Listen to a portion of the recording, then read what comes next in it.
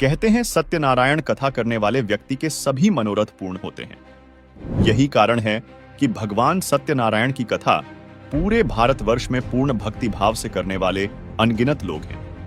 लेकिन सबसे पहले यह जानना जरूरी है कि जिसे हम सत्यनारायण के रूप में पूज रहे हैं, क्या वह असल में सत्यनारायण है? इसके लिए सबसे पहले हमें सत्यनारायण का अर्थ जानना होगा।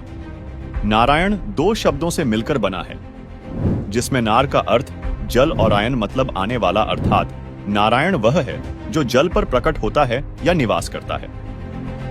जबकि सत्यनारायण का सही अर्थ है कि वह सच्चा परमात्मा जिसका कभी नाश नहीं होता, वह जल पर आकर प्रकट होता है। श्री विष्णु जी शेषनाग की सैया पर जल में निवास करते हैं, इसलिए उन्हें हमारे धर्म गुरु सत्यनारायण कहते हैं। आपकी जानकारी के लिए बताना चाहेंगे कि श्री विष्णु जी नारायण तो हैं, लेकिन सत्यनारायण नहीं, क्योंकि श्री विष्णु जी का जन्म तथा मृत्यु होती है। दर्शकों, आप सोच रहे होंगे कि अभी तक तो हमें किसी ने नहीं बताया कि श्री विष्णु जी का जन्म और मृत्यु होती है, बल्कि हम तो अब तक यही सुनते आ रहे हैं कि ये अजर अमर है। लेकिन दर्शकों, श्री विष्णु जी अजर अमर नहीं है, और यह बिल्कुल सत्य है। जी हाँ, श्रीमद्देवी भागवत पुराण के 3 स्कंध अध्याय 5 भगवान विष्णु ने दुर्गा की स्तुति करते हुए कहते हैं, मैं विष्णु ब्रह्मा तथा शंकर तुम्हारी कृपा से विद्यमान है।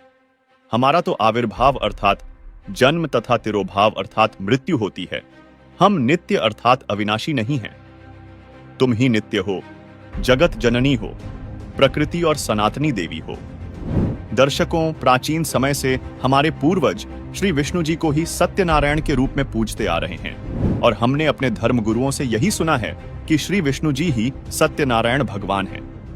लेकिन देवी भागवत के उपरोक्त प्रमाण से यह सिद्ध होता है कि श्री विष्णु जी का जन्म तथा मृत्यु होती है, जो स्पष्ट करता है कि विष्णु जी सत्यनारायण नहीं है। तो आइए जानते हैं कि असल में सत्यनारायण कौन है।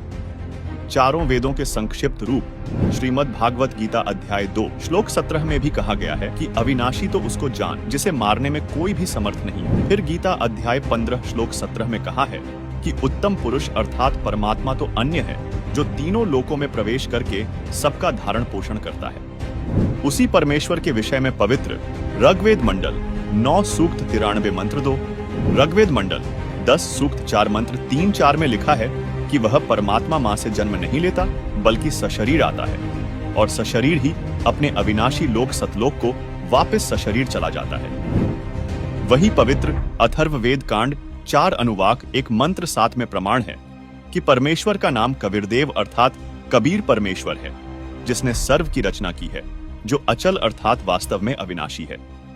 दर्शकों, ऐसे अनेकों प्रमाण हमारे सदग्रंथों में विद्यमान हैं, जो सिद्ध करते हैं कि कबीर साहेब पूर्ण परमात्मा हैं और वही सत्यनारायण हैं।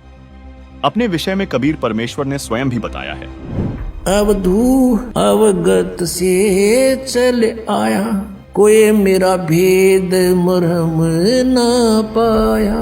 ना मेरा जन्म ना गर्भ बसेरा, बालक हो दिखलाया। काशी नगर जल कमल पडेरा, ता जुलाए न पाया। मात पिता मेरे कुछ नाही, ना मेरे घर दासी। जुल्हे का सुत आन कहाया, जगत करे मेरी आसी। 5 तत्व का धड़ नहीं मेरे, मैं जानू ज्ञान अपारा। सतस्वरूपी नाम साहिब का ओहे नाम हमारा।